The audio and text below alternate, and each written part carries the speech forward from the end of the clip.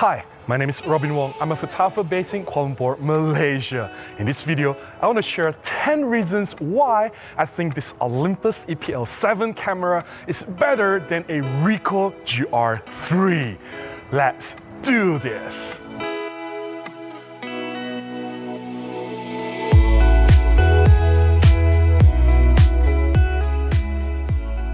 I acknowledge that the Ricoh GR3 is a popular street photography machine, rightfully so. It features a very sharp lens, it delivers fantastic image quality, it's designed to be really small, slim, pocketable. It's like a dream machine for street photographers. It has gained quite a huge cult following. I also have to admit that the Ricoh GR3 is overpriced for what it is.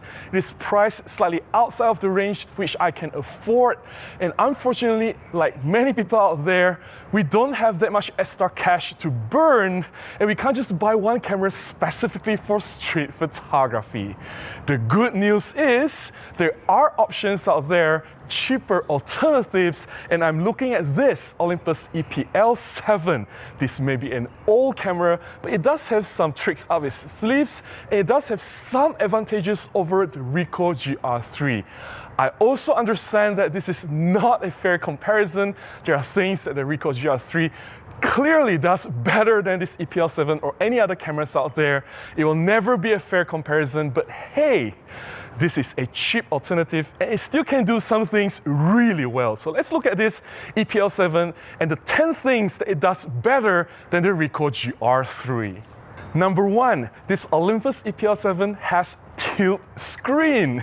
One tip to improve your street photography is to explore different angles by going really low as low as the ground level or go high to have the different perspective. This can really improve your composition and add variety of shots to your series of street photographs. Having a tilt screen is just so much easier to compose at these weird angles. You don't have to bend your limbs or bodies so much, and it's just too bad that none of the Ricoh GR series cameras have tilt screen.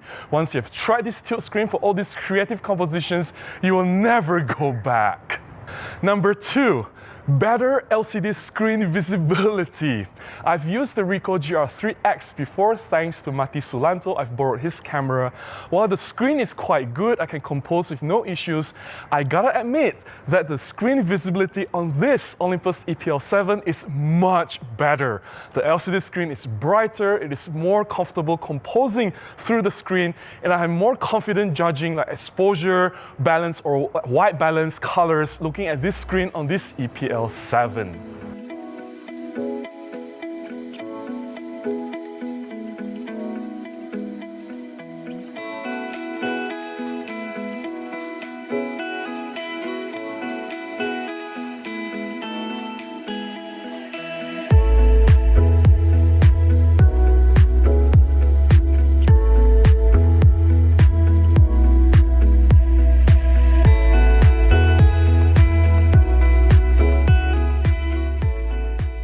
Number 3, you can attach an external electronic viewfinder on this Olympus EPL7.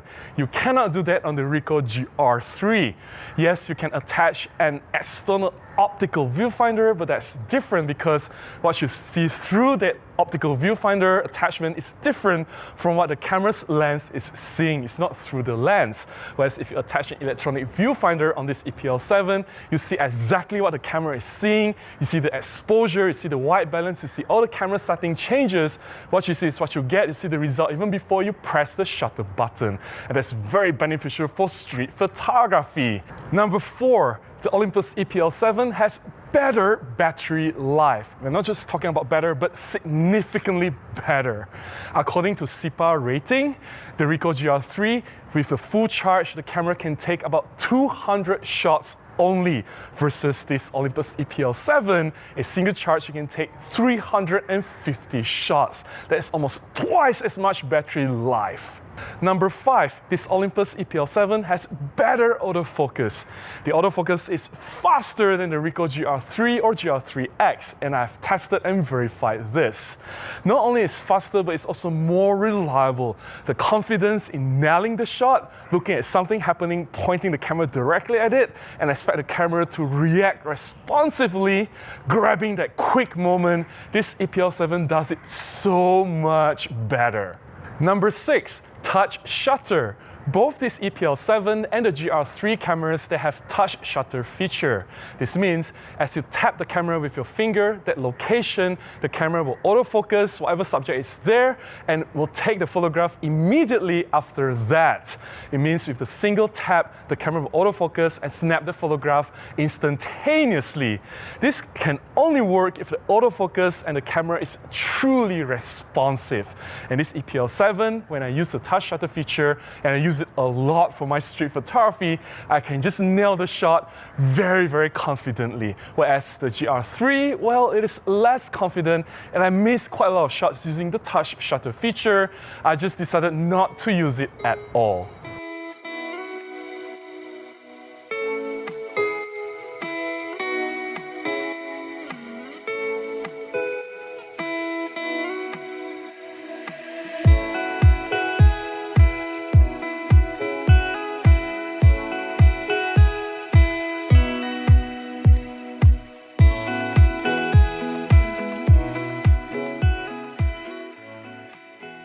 Number 7, you can change lens with this Olympus E-PL7, whereas the lens of GR3 camera is fixed.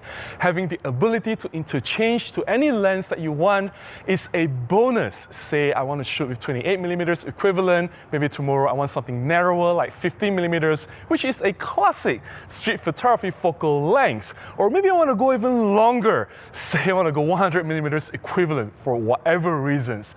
Who cares? The thing about street photography is you have to experiment. You can go wide, ultra wide, you can go narrow, you can go super telephoto. It doesn't matter. Don't follow the rules, break the rules, and you try and see what works for you and try to change up the rules to get a variety of shots. That's how you learn and that's how you grow. Being able to change lenses allows you to do that, whereas for the Ricoh GR3 cameras, you're stuck with whatever lens that they give you. Number 8. Better image stabilization. You have to admit, any cameras from Olympus, they are the expert when it comes to image stabilization. When I shoot with this camera, the Olympus E-PL7, even if I need to use very slow shutter speeds, say 1/10 of a second, half a second, to get that motion blur, it is definitely more confident when I'm using this E-PL7 versus the GR3 cameras.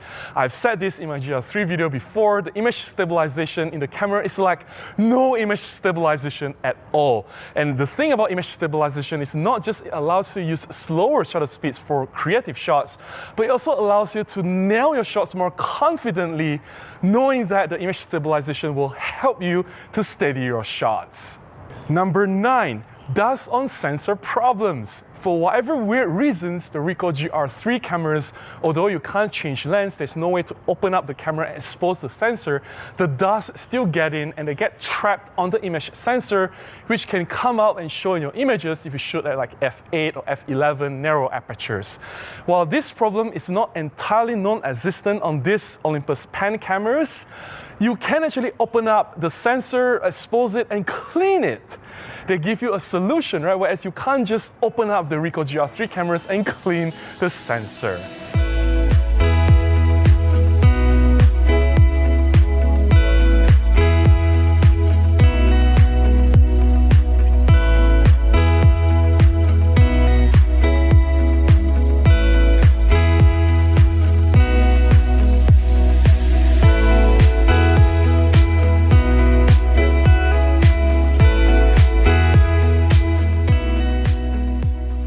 And number 10, finally, this Olympus E-PL7, the retail price, it costs about half of what the Ricoh GR3 is asking for. And to be fair, looking at all these advantages, being able to change lens, better image stabilization, better LCD screen, faster autofocus, you can clean the sensor, you have more reliable overall camera operation, I think this is a steal. You can do a lot more with this camera. Having the tilt screen, you can compose better than the Ricoh GR3. Hey, I think this is just my opinion. I feel that the Ricoh GR3 is a little bit too expensive, and with this cheaper alternative, you can do a lot more. I'm not saying that this E-PL7 is a clear winner, that it beats the Ricoh GR3 in every single aspect. No, clearly the Ricoh GR3, the lens is really good. Then they have the APS-C size image sensor. They can resolve more details. It gives better dynamic range, definitely better image quality. Overall, there are things that the Ricoh GR3 or GR3X, these cameras can do better. Like, it's smaller, it's more slim. There are things that it's better, but you cannot deny all these other advantages that this cheaper camera, Olympus E-PL7, brings. That's all I have to share about this Olympus E-PL7 and why I think it's better than the Ricoh GR3, the advantages that the camera brings. Do let me know if you agree with me, or if you have some thoughts you want to share in the comments below. I would love to hear from you.